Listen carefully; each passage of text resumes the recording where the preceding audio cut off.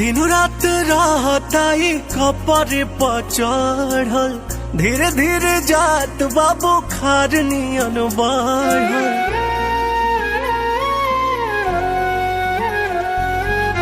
दिन रात रहता कपर पर चढ़ल, धीरे धीरे जात बाबू खार नियन बढ़ल। जहिया से तोहा के देखल बानी, मन कुछ करे के करत नहीं खे।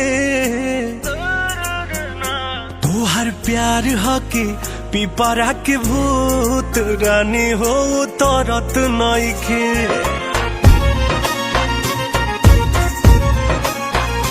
तोहर प्यार हके पिपरा के भूत, रानी हो तरत नहीं खे।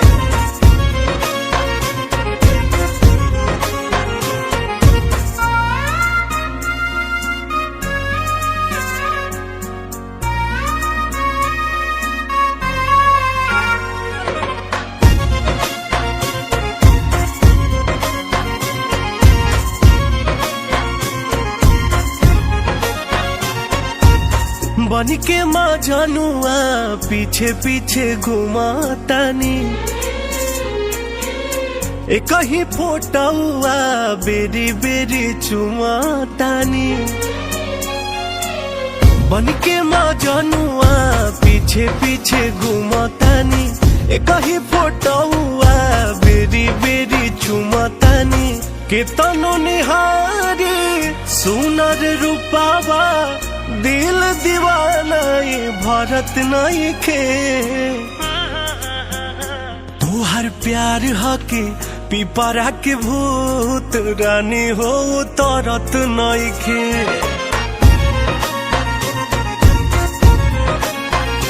तोहर प्यार हके पिपरा के भूत, रानी हो तरत नहीं खे।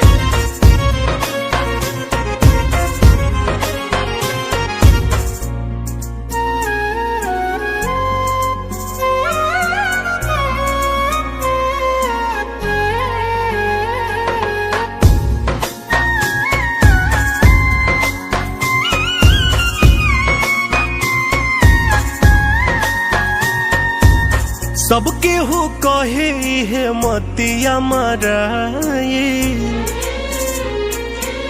भूखिया पियास कुल जब से हेराए।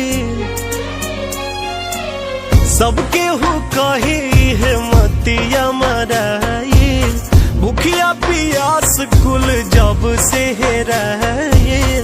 ओझा सोखा सबके हो देखले, तब फरक कुछ परत नहीं खे। तोहर प्यार हके पिपरा के भूत, रानी हो तरत नहीं खे।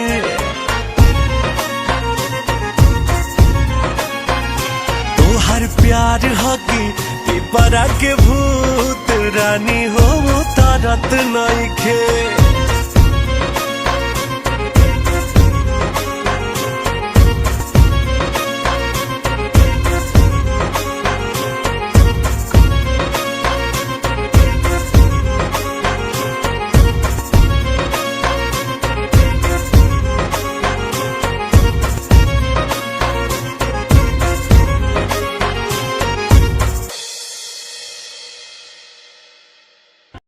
हेलो फ्रेंड, अजय सुदान से आप सभी का स्वागत है। आप कैसे हैं? बहुत ही अच्छा रही है। फ्रेंड तरफ अपना काम में ड्रेस रही है।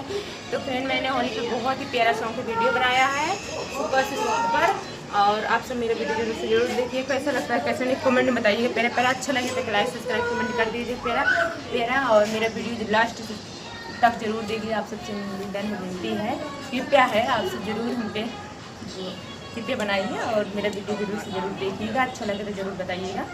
तो फ्रेंड मेरा पैर भी दुखने लगा, इतना तकलीफ भी वीडियो बनाए हैं। आप सब मेरा वीडियो जरूर से जरूर देखिएगा और आप सब अपना ख्याल रखिए। फिर मिलते हैं किसी नेक्स्ट वीडियो में।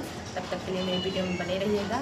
बोलिए जय श्री राम, राधे राधे, हैप्पी होली एडवांस में आप सभी को।